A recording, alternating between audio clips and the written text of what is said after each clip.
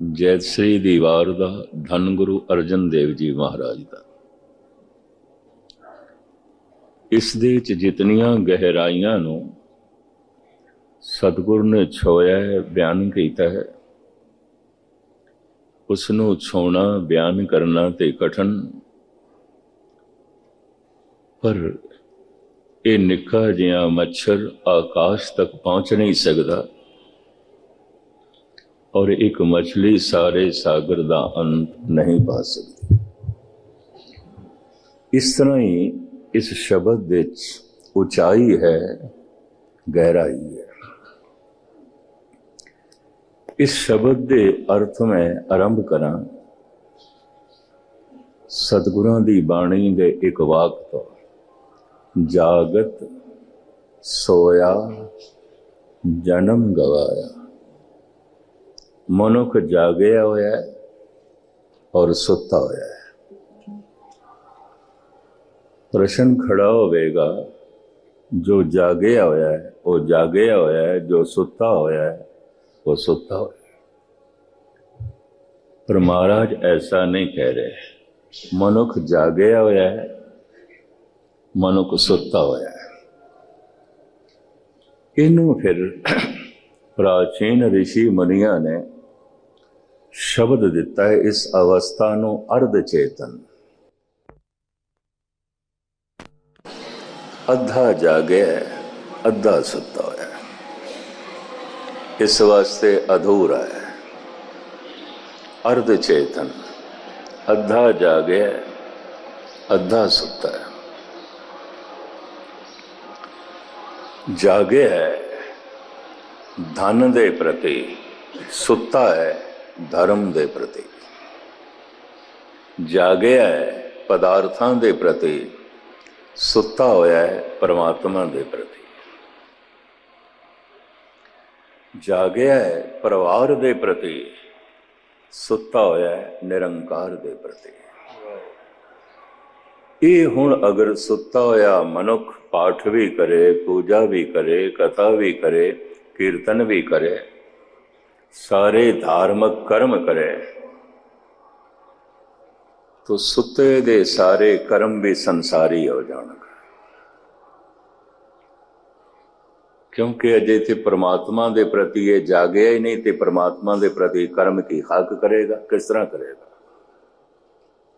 उम्मीद है जिहड़े गहरे सत्संगी कुछ अभ्यास करते होंगे जरूर पकड़ते चाहेगा। अर्ध चेतन जागे है संसार दे प्रति, सुता है निरंकार दे प्रति। जागत सोया, जागया होया है पदार्थां दे प्रति, सोया होया है परमात्मा दे प्रति। जागया है परिवार दे प्रति, समझ आ गई है ये माँ है, ये पिता है, ये भरा है, ये बहन है, ये पत्नी है, पति है, ये पुत्र है। जागे जागे है परिवार दे प्रति, सुता होया है निरंकार दे प्रति। ये सुता होया मनुख जो कुछ भी करेगा, सारे कर्म संसारी ने। इहदा पाठ संसारी, इहदा पूजा कीती हुई संसारी, इहदा कथा ते कीर्तन संसारी, इहदा दान पुण्य संसारी, इहदा जितना ज्ञान है वो भी संसारी। देखण नूं दिसेगा ये धार्मिक कर्म कर रहा है, धर्म के प्रति ते सुता होया है, ये ते सोया होया है। ये धार्मिक जगत दे च बहुत कुछ हो रहा है, बहुत कुछ हो रहा है। मैं अर्ज करा नहीं हो रहा, कुछ भी नहीं हो रहा, कुछ भी नहीं हो रहा। सुते मनुख धर्म दे मंदिर बना रहे ने, क्योंकि सुते ने उन्हां बनाए हुए मंदिरां ते लड़नगे, झगड़नगे, गोलियां भी चलणगे और चलदियां।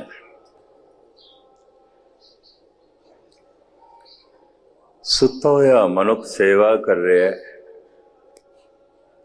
तो मैं इंज अर्ज करा, जागया होया है संसार दे प्रति, जो सिर्फ संसार के प्रति जागे उहदे सारे कर्म संसारी ने, चाहे वो दान है, चाहे वो पुण्य है, चाहे वो कथा है, चाहे वो कीर्तन है, चाहे वो पाठ है, चाहे वो पूजा है, सब संसारी। अगर हर मनुख 10, 20, 30, 40 साल तो धार्मिक कर्म कर रहा, जिन्हों धार्मिक कर्म कहता है, तो अजे तक भी प्रभु की झलक नहीं मिली, कुछ रस नहीं बनया, तो फिर मैनू कहण देना कि कोई कर्म धार्मिक नहीं होया, सब संसारी होए। क्या परमात्मा नू मिलण लई 30, 40 साल लग जाते ने, कई जन्म लग जाते ने? नहीं, एक सैकंड दे च मिलदा। एक चित जाए एक छिन ध्यायो, इतना छेती जगत दे च कुछ भी नहीं मिल सकता। एक बहुत बड़ा मकान बनाना है, क्या एक छिन एक सैकंड है, एक सैकंड दे च बना सकते हैं? क्या एक सैकंड दे च लंबी यात्रा कर सकते हैं? क्या एक सैकंड दे च बहुत वड्डी विद्या हासिल कर सकते हैं, डिग्रियां ले सकते हैं, PhD कर सकते हैं? क्या एक सैकंड दे च कोई बहुत वड्डा कारोबार कर सकते हैं? एक सैकंड दे च संसार दा कम समा मंगदा है, निरंकार दा कम ते समय तो बाहर है, एक सैकंड च होंदा है। अकाल है उधर, एक सैकंड दे एक छिन दे। निर्वाण कीर्तन गाओ करते का, निमक सिमरत, निमक कीर्तन, एक सैकंड दा कीर्तन सारे बंधना नू तोड़ देवेगा, सारे दुखा नू तोड़ देवे। इनू किधरे अत कथनी ना समझ लेना, सतगुरु दे बोल मैं थानू सरवण करा रहा। कीर्तन एक निमक दा मुकुत कर देगा, एक सैकंड दा। निर्वाण कीर्तन गाओ करते का, निमक सिमरत जित छूटे। एक सैकंड दा कीर्तन सारे बंधना तो छुड़ा देगा, जन्म मरण तो छुड़ा देगा, सारे पापां तो छुड़ा देगा, जन्मां जन्मांतरां दे कीते कर्मां दे बंधना तो छुड़ा देगा। एक सैकंड,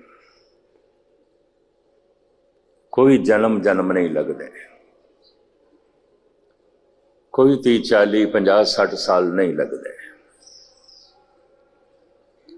ये यात्रा होंदी ते एक सैकंड दे च है, एक सैकंड दे च। लेकिन मनुख दे कई जन्म लग जाते हैं। क्यों? वो धर्म दे नां ते जितने कर्म कर रहा होंदा है ते समझदा मैं धार्मिक कर्म कर रहा, वो धार्मिक कर्म नहीं ने। की होया? कथा कर रहा है, कीर्तन कर रहा है, पाठ कर रहा है, पूजा कर रहा है। की होया? गुरुद्वारे जा रहे हैं, मंदिर जा रहे हैं। थोड़ा जिहा मैं कुछ होर खुल के कहा तो हो सकता है कच्ची शरदा वालियां नूं सट लगे, इतना ही काफी है। भगत कबीर ते इत्थे तक कहते ने, वो जरा इंज कह लो, उन्हां दे बोल अपने ढंग दे ने। गुरु नानक इशारियां दी भाषा वरतदे ने, इशारियां नाल समझाइए। कि कबीर कहते ने इशारियां नाल समझण वाले ने, ये लठ मारीए तां समझणगे। इस तरह कबीर इस तरह समझाते। देखो कुछ बंदे सुते इस तरह होंदे ने, हल्की जिहा खड़ाक होई जाग पे, मामूली जी। भरतरी ते इत्थे तक कहते ने, ऐ पवन तू आहिस्ता चल, धीमी चल, तेरा जोर दा वेग मैनू पूरन जागरी तो तोड़ के सुला देंदा है। हैरानगी, जो स्पर्श कर दिए पवन जोर दी, मेरी सुरत जुड़ी हुई टुट जाती है। इन्नी बारीक दुनिया का वो मालिक हो गया। किसी दी ये शरीरक नींद पवन के झोंके नाल भी टुट सकती है। माड़ी जिया किधरे खड़ाक आवाज होई जाग पिया। पर कुछ ऐसे होंदे ने इस तरह नहीं जागदे, हिलाना पैंदा, आवाज भी करनी पैंदी है, हिलाना पैंदा है। हजूर साहब दे मैं देखा, एक दिन देखा, मैं कि चलो एक दिन की ये गल होवेगी, पर मैं 3 दिन देखा बाबा हरनाम सिंह जी लंगर दे सुते दे उत्ते पानी दे छिट्टे मारदे सन। लोटे च पानी लियाना ते इंज पाना और पांदे जाना पांदे जाना। तो मैं कहा बाबा जी ये आवाज नाल जाग सकता है? खड़ाक आवाज दे दो। कहंदे कमबख्त ये आवाज़ां नाल जागदा ते मैनू ये काम करना पैंदा, नहीं जागदा। गला फाड़ फाड़ के भी आवाज दे, नहीं जागदा। तां मैं पानी पाना। कबीर कहंदे ने कई ते पानी दे छिटियां नाल भी नहीं जांदे, सोटा सिर ते मारो तां जागदे। कहो कबीर तबे नर जागे, जम का डंड मूंड में। मौत दा सोटा जब सिर ते आके लगदा है, उदों पश्चाताप है तो सब कुछ गया जिहदी खातर मैं जिंदगी बतीत की थी। मौत अंतिम समय हर एक नूं जगांदी है, पापी नूं भी जगा देंदी है, दुष्ट नूं भी जगा देंदी है।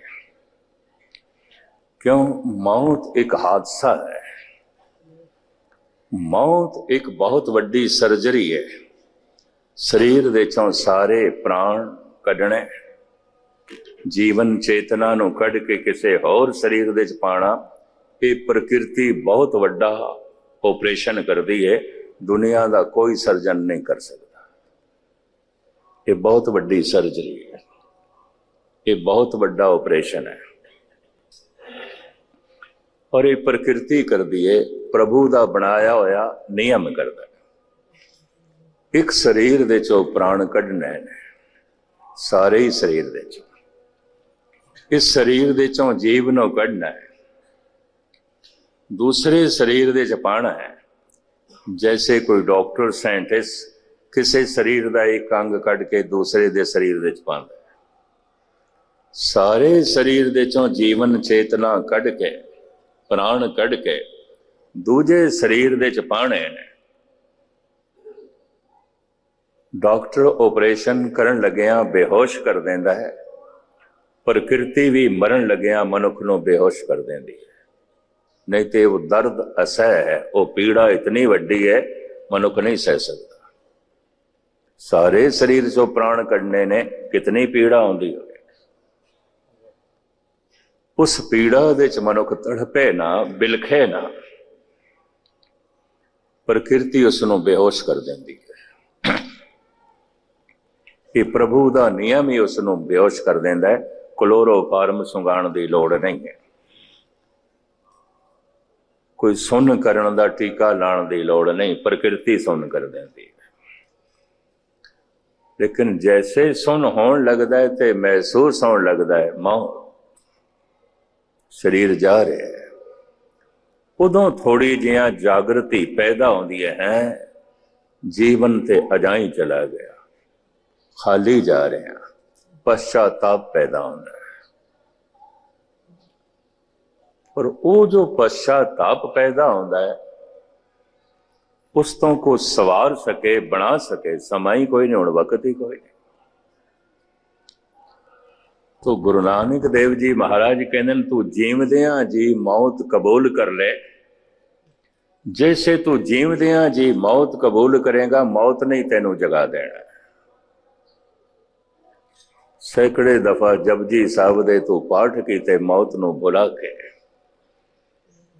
रोज रोज कीर्तन तू सुनिया मौत नू भुला के, रोज रोज तू पाठ कीता मौत नू भुला के, मैं केड़ा मरना है, जगत मरेगा, कुछ भी नहीं होगा, कुछ भी नहीं। सोठा जगांदा है, मौत दा सोठा जगांदा है। कहो कबीर तबै नर जागे, जम का डंड मूंड में लागे।